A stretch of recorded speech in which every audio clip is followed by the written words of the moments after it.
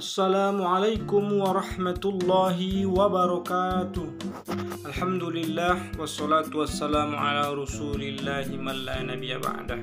Di kelas 11, adapun kompetensi dasar yang akan kita kuasai adalah menganalisis ilmu kalam.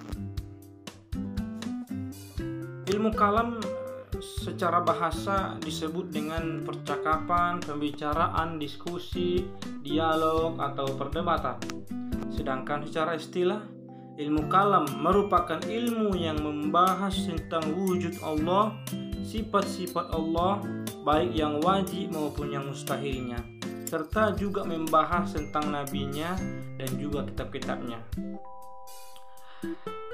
Menurut Ibnu Khaldun, ilmu kalam ialah ilmu yang memuat beberapa alasan untuk mempertahankan keimanan dengan menggunakan dalil-dalil akli.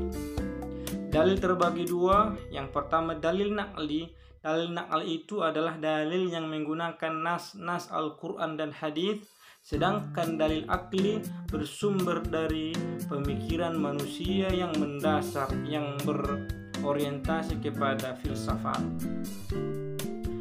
Serta apa tujuan daripada mempelajari ilmu kalam itu ialah mengokohkan keyakinan beragama melalui dasar-dasar logika yang rasional dan diterima akal. Nah, jadi ternyata ada beberapa istilah yang muncul dalam memaknai ilmu kalam.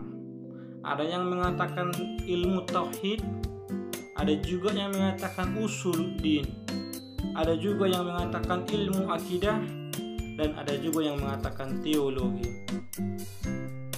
Kemudian terdapat ruang lingkup daripada ilmu kalam. Nah, ruang lingkup ini maksudnya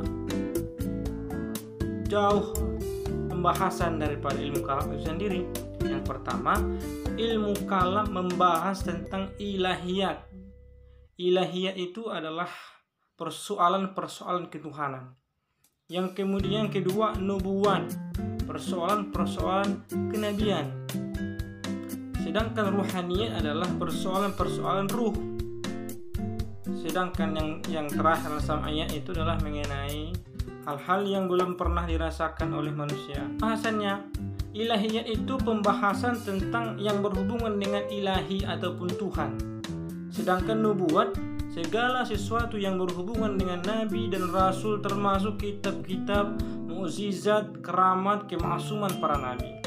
Sedangkan ruhaniyat, segala sesuatu yang berhubungan dengan alam metafisik seperti malaikat, jin, iblis, setan, roh, dan lain sebagainya.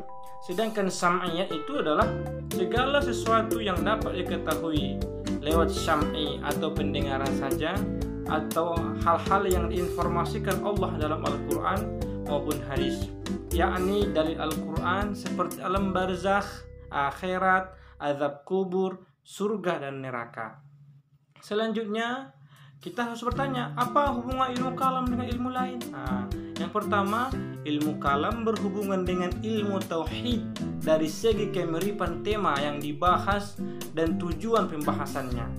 Sedangkan yang kedua, ilmu kalam juga ternyata berhubungan dengan tafsir dan hadis Al-Quran sebagai sumber rujukan. Berhubungan juga dengan ilmu syariat sebagai suatu unit sistem nilai yang saling mendukung. Dan juga ilmu kalam itu berhubungan dengan ilmu akhlak sebagai sebagian bahan untuk menggunakan penalaran untuk penyucian diri. Juga berhubungan dengan filsafat dan ilmu logika dalam hal penalarannya. Berhubungan juga ilmu kalam dengan ilmu biologi dan fisika dalam hal pembicaraan mengenai alam. Tentu juga berhubungan dengan ilmu-ilmu sosial dalam hal peneguhan keimanan. Seterusnya, bagaimana penerapan ilmu kalam dalam mempertahankan akidah?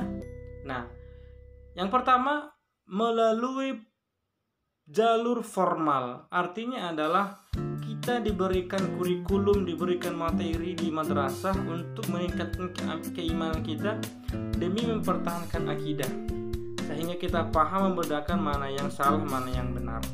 Kemudian yang kedua, pembelajaran melalui jalur non formal, masyarakat, dakwah, dan lain sebagainya, melalui media dan sebagainya.